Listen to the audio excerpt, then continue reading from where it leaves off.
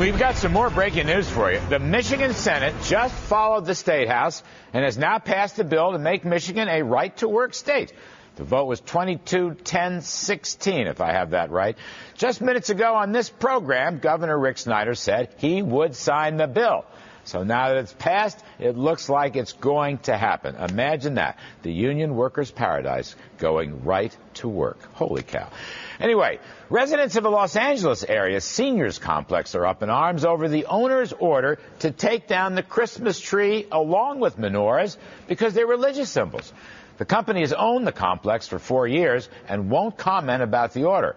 People who live there a while say this has never happened before. We say drop the ban and light up that tree and the menorahs. Let there be religious freedom and no secular tyranny. And by the way, they are Christmas trees. Don't forget that. Now, for a moment, forget about the fiscal cliff. The U.S. is already in a recession and has been since July. That, according to my next guest.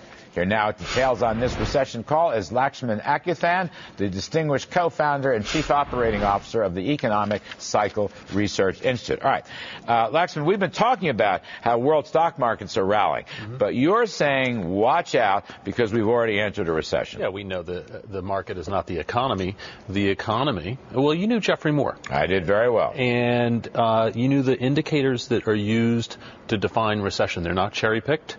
They are very, very specific. They've been defining them for decades, almost a century now. What are they? They are production, income, sales, broad sales, and employment. That is it. And when they peak collectively, that is a telltale sign that you have turned the corner on the business cycle and are headed down. And what about the, all right, production has come down. I agree with you. Income has come down. Sales has come down. Employment, however, is still rising. Well, first off, on production and income, you have not seen the simultaneous decline that we have now in over half a century. You've never seen it outside of a recession, and you've always seen it inside of a recession, and both of those peaked in July. Broad sales, thus far, the peak is in July. That's the high point. We'll see what happens. On employment, it's still rising. I grant you that. That's your best argument. Employment is still rising. The jobs growth is still positive.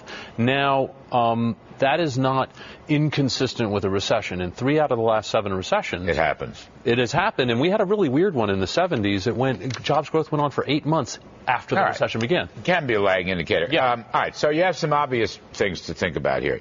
GDP is still rising, and the Federal Reserve is super easy, and we may have a humongous tax hike. Now, the humongous tax hike plays right into your scenario, but you're saying... Makes a bad situation worse. Make a bad situation worse. What about the Fed easing, for example, and the fact that GDP is still rising? All right, let me take GDP first. A lot of people don't know that it's very common for the first quarter, the quarter that a recession begins, to be positive. On average, it's about 2%.